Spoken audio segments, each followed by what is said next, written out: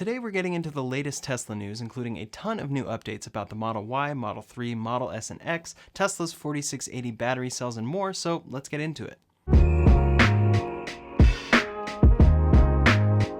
Tesla's Q1 earnings call just happened on Monday the 26th, and they had a lot of exciting stuff to talk about. First, they were profitable with a $595 million GAAP operating income, $438 million GAAP net income, and $1.1 billion non-GAAP net income.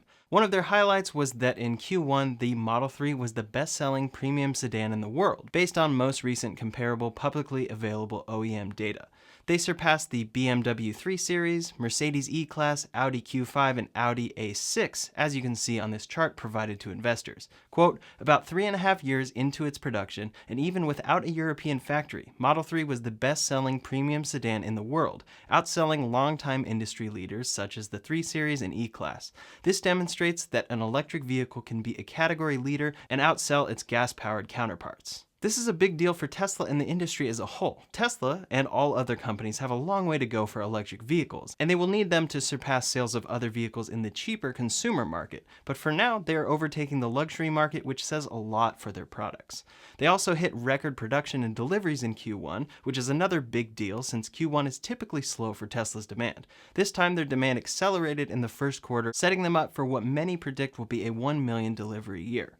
As a review from what they had previously announced, Tesla produced 180,338 Model 3s and Ys in Q1 and delivered 184,877 vehicles in total, with 2,030 of those being Model S's and X's made in the previous quarter. The Model S and X have been refreshed, and Elon gave a lot of details about what exactly is going on with delays for that vehicle. We'll get to that in a second. They updated their production capacity chart with some notable additions. For one, their Fremont factory is now showing a 500,000 vehicle capacity for annual production of the Model 3 and Y, and 100,000 for the Model S and X. Shanghai is at 450,000 for the Model 3 and Y, so if they can get the Model S and X up to that capacity this year, it seems like 1 million vehicles should be achievable. Their Berlin Model Y line is under construction, along with the Texas Model Y line, and 4 assembly lines are currently in development for the future. The Cybertruck line in Texas is in development, along with the Tesla Semi, Roadster, and future product at to-be-determined locations. Most likely that future product is the $25,000 Tesla that Elon announced at Battery Day. They are already in the development phase for this vehicle and its production line, which is a great sign for that vehicle coming in the next couple of years. They specifically spoke about the continued progress on the Model Y in Shanghai and announced more details about their future Model Y production lines, which we'll get to in a second. First, let's talk about autopilot and full self-driving. Tesla's report says, quote, our team continues to focus on the V9 version of full self-driving city streets beta, which will soon become more widely available in the United States. We believe that a vision-only system is ultimately all that is needed for full autonomy. Our AI-based software architecture has been increasingly reliant on cameras, to the point where radar is becoming unnecessary earlier than expected. As a result, our FSD team is fully focused on evolving to a vision-based autonomous system, and we are nearly ready to switch the US market to Tesla Vision. Elon expanded on this in the earnings call itself, saying that eliminating radar is the smartest move for them going forward, and that vision is the way to full autonomy. It's just a long, complicated process of labeling scenarios. One example he gave is where a Tesla has a kayak on the roof and there is a dangling weight in front that the camera sees, and he said this was a real scenario they had. They have to train the vehicle to ignore this and focus on the road. It's very tricky, but he said that he is highly confident they will get this done. Regarding the full self-driving subscription, which should be coming soon, Elon responded to a tweet asking if vehicles with hardware 2.5 will get the upgrade to hardware 3.0 by subscribing to FSD.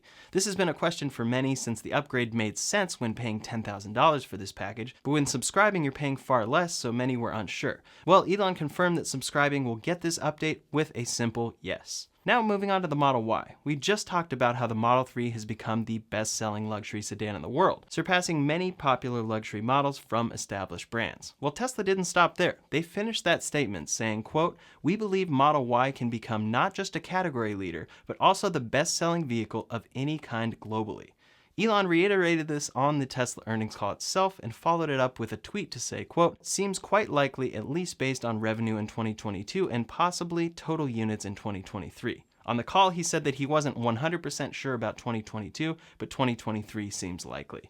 So there's a lot to talk about with the Model Y going forward. Currently, it's being produced at Tesla's Fremont factory and Shanghai factory, contributing in large part to their record deliveries. Going forward, however, they are constructing two new Model Y lines, one in Texas and the other in Berlin. Regarding the Texas line, Tesla said, quote, "In Texas, the factory build-out continues to progress quickly, remaining on track to start production and deliveries late this year. We recently began moving equipment into the building and are in the process of commissioning them in certain areas." Regarding the Berlin Model Y line, Tesla said, quote, "In Europe, build-out of Gigafactory Berlin is continuing to move forward, with production and deliveries remaining on track for late 2021. Machinery for paint, stamping, casting, etc. continues to be moved into the buildings. In the meantime, we will continue to increase import volumes to Europe."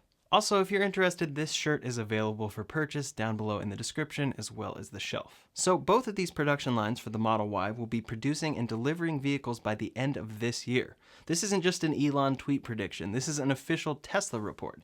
Additionally, they did this in Shanghai with both the Model 3 and now Model Y, building those factories and assembly lines in record time, and producing vehicles faster than anyone expected they could.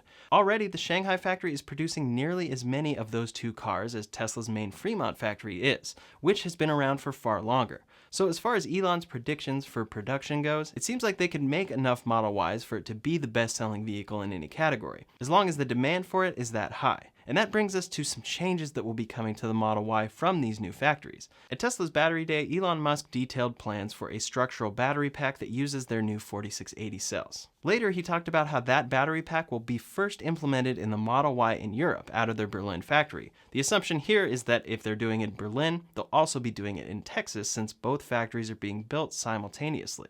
Elon spoke about this design being completely different than before, even though it looks the same. So I don't think it would make sense for Tesla to build a factory that builds the older version of the Model Y, only to have it changed later. Even though the Model Y will look basically the same inside and out, under the hood it will be vastly different. It will be using a structural battery pack and their new 4680 battery cells. Additionally, it will be exclusively using Tesla's large Giga press machines that have recently been implemented at their Fremont factory. These simplify vehicle parts, reduce cost, and overall improve production. Tesla plans to install 8 of these at their Berlin factory and will likely do the same in Texas, as their second Giga press machine was just installed around 2 weeks ago or so. One thing to note is that these new Model Ys will be coming from their new factory, which will likely result in improved quality control, but that's not necessarily something new. What will be new is all of the improvements that come with the exclusive use of the Giga press machines, structural battery packs, and 4680 cells. Based on what Tesla talked about at Tesla Battery Day, the Model Y Giga casting results in a 40% cost reduction on the rear underbody. It also results in 79 less parts per vehicle. It uses a new alloy with no heat treating or coatings. For their structural battery pack, they see the possibility for a 10% mass reduction, 14% range increase opportunity, use of 370 fewer parts, and a 35% reduction in floor space, which would help allow the battery pack to sit closer to the center of the vehicle. This helps with safety, reduces fire risk, and actually improves performance. Lastly, this new Model Y from Berlin, and likely Texas, should be using Tesla's new 4680 battery cells. Tesla detailed everything associated with these batteries at Battery Day, but with everything I mentioned already, as well as the innovations these cells will bring, it should result in a 56% reduction in the dollars per kilowatt hour that battery cells cost to produce. It should also result in an increased range, possibly pushing the Model Y closer to 400 miles, unless Tesla balances that out with less battery cells to match the current 326 miles of range. Now, those cost predictions are a long-term prediction from Tesla. If we look at the new trajectory they charted for battery costs, we can see that it truly reaches these lows in 2025 or later. However, they start to drop off at the end of 2021 and into 2022, at the same time that the Model Y will be coming out of Berlin and Texas. So even if some of these developments don't come to the Model Y initially, we should still see some cost savings for the vehicle, which could make it a cheaper price overall. After all, if Tesla expects this to be the most popular vehicle in any category, a $51,000 starting price may be a tough barrier. The one possible issue here, which will be interesting to see Tesla solve, is if their new 4680 cells are not ready for production vehicles when the factories are ready to build them. Elon spoke about the 4680 cells on the earnings call and said that they have ordered all of the equipment necessary for battery production at both Giga Berlin and Giga Texas. This is the equipment that they have been using and prototyping with at their Fremont pilot production line. However, he said that these cells are not reliable for cars yet, but they're getting close, and volume production should happen next year in 2022, no more than 18 months from now, based on his predictions. Elon's timelines for more complicated things like batteries and full self-driving tend to not be the most reliable, so I'm wondering what will happen with these new 4680 cells. It has been the assumption that they are building the Model Y production lines in Berlin and Texas that will exclusively use these new vehicle designs. But if the batteries are still only getting close to usability, what will that mean for the new Model Y? It could mean delays, or maybe Tesla does end up having to build the Model Y with the current designs as it is in Fremont. Then once the 4680 cells are ready, they retool all of their factories to make the best use of them. I had previously talked about how Tesla could be stockpiling 4680 cells at their current pilot production line in Fremont. Even though they aren't in volume production, they can stockpile the ones they are making to cover Model Y production in Texas and Berlin until those battery facilities are ready to go. However, based on Elon's most recent comments about these cells not being reliable for vehicles yet, this seems to be very unlikely. In any case, the Model Y coming out of Berlin and Texas will have new designs, improvements, and cost savings, even without the new 4680 battery cells. And again, it will likely have better build quality coming out of a brand new, more advanced factory than Fremont. I'll actually be very interested to see if customers try to specify where their Model Y is built, and if we can see significant improvements when the Model Y first rolls off the line in Texas. Hopefully by the end of the year, the Model Y will have all of these improvements, but if not, it seems like next year it will absolutely happen. Their new battery tech will be in the new Model Y. It will help bring down cost, increase range, and help drive it to be the most popular vehicle in any category. Now, regarding the new Model S and X, these vehicles have seen a bunch of delays. Tesla didn't give us too much new information besides saying, quote, "First deliveries of the new Model S should start very shortly." Elon expanded on this in the call to say that they had more challenges than expected in the development of the Plaid Model S and actually getting it to production, and that they call it internally Project Palladium.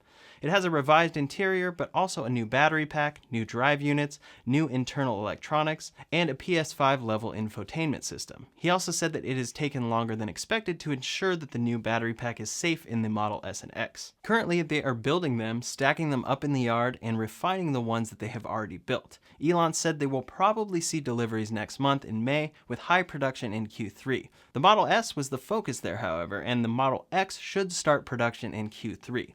Their goal is to produce over 2,000 per week, and if they're lucky, they can get to a max capacity of 2,400 to 2,500 per week, but all of that production is contingent on global supply chain issues. They've been facing a ton of these issues, and Elon said that Q1 was their most difficult quarter ever for supply chain problems. There was a huge issue with chip shortages, but also difficulty making drive units in China due to engineer restrictions there.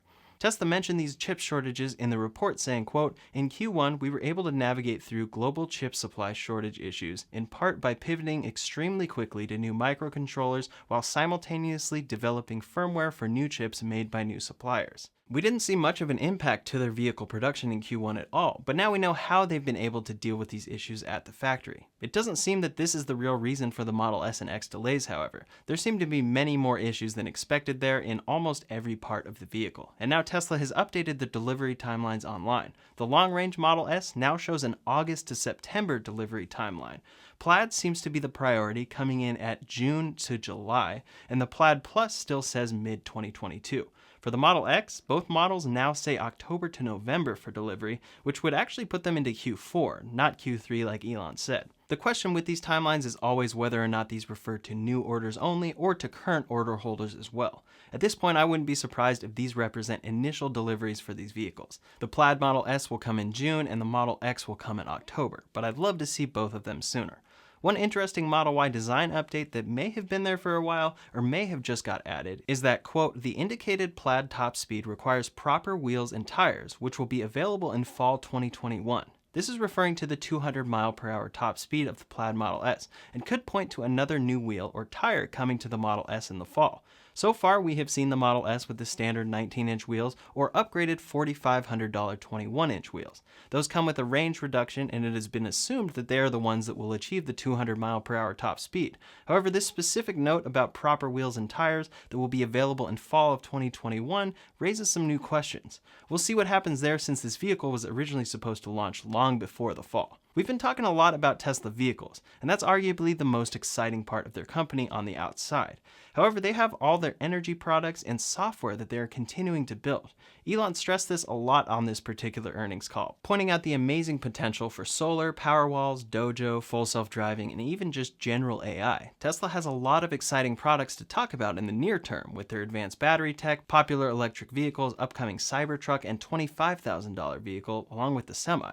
Long term, however, they are also working on solving autonomy and building AI software that can be used in a variety of ways. Maybe in 20 years we'll hear the name Tesla and think about the latest vehicle they're making. But Elon Musk seems to think we'll hear Tesla and think about energy, software, and AI. As appears to be the case always these days, there is a lot of exciting stuff coming from Tesla and a lot to look forward to in the future. For the time being, it seems like they aren't too focused on the Cybertruck and want to get the Model Y to be coming out of 4 different factories around the world. That vehicle has a lot of exciting updates coming soon, and I can't wait to see it roll off the line in Texas and Berlin. That's all the latest Tesla news for today, so in the meantime, if you want to check out what the true cost of the cheapest Tesla is, you can check out that video linked over here or in the description below. Thanks so much for watching, and I'll see you on the next one.